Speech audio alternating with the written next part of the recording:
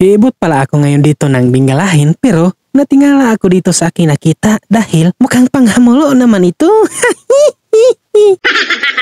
Pupunta pala ako ngayon ng aming loyo dahil tatanawin ko yung Bingalahin namin kung pwede na ba ito ihamulo. Tatanawin nakin kung dagko-dagko na ba ang kanyang unurin ba. Dahil nagpanikad na talaga ako dito na ihamulo ko na itong Bingalahin. Pinabrihan ko na pala ngayon dito ang aming mahiwagang coral.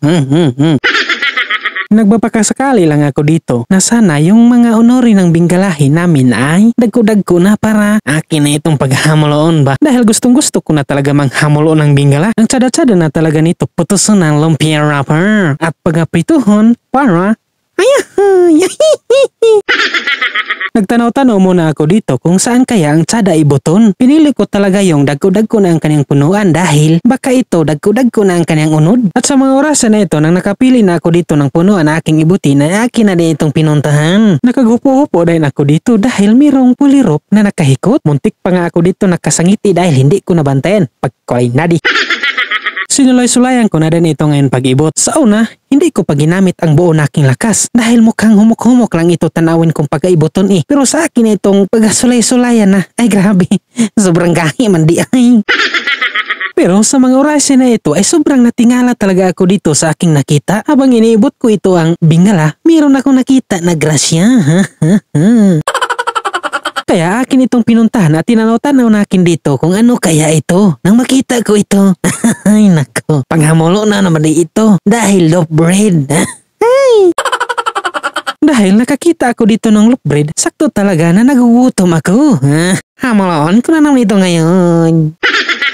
At dahil makapanghamulo na naman ako ngayon, busad-busad na naman ito ngayong dahog tiyan. Hindi na din ako dito nagpalangan-langan, akin na din itong kinuha at binutang ko na dito sa aking tiyanin. No, diba? Grabe talaga kamulo. Kahit hindi pa ito nabrihan ay binutang na dito sa tiyan.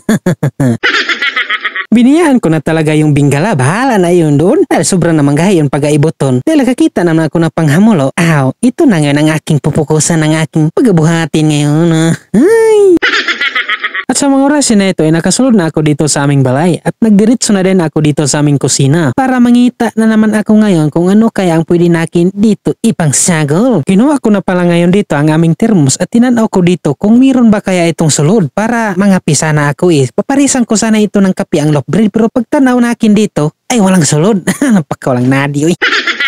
At dahil walang sulod ang termos, ay pumunta ako dito sa aming rep. Baka kasi mayroon dito nakatagong mga walang kanadiyan na para ipangsagol ng loaf bread ba? Mabuti na lang talaga at nakakita ako dito ng ipalaman. Grabe ang lami-lami talaga nito. Akin na pala ngayon ditong kinuha at bumalik na ako doon sa kusina. Mabubukod na talaga ako ngayon dito dahil nakakita na ako dito ng ipalaman sa loaf bread. Ang lami-lami talaga nito ngayon. Uy, hindi na din ako dito nagpalangan-langan. Akin na din itong kinuha sa kanyang sudlanan at akin na itong pinakalat sa loaf bread. Grabe oh. Yulo lang talaga ang kanyang kolor. Ang lami-lami talaga nito. Nang matapos ko na itong ipinakalat, akin na itong binukod. Ang lami-lami talaga. Uy. At dito na nagtatapos ang ating video. Bye-bye!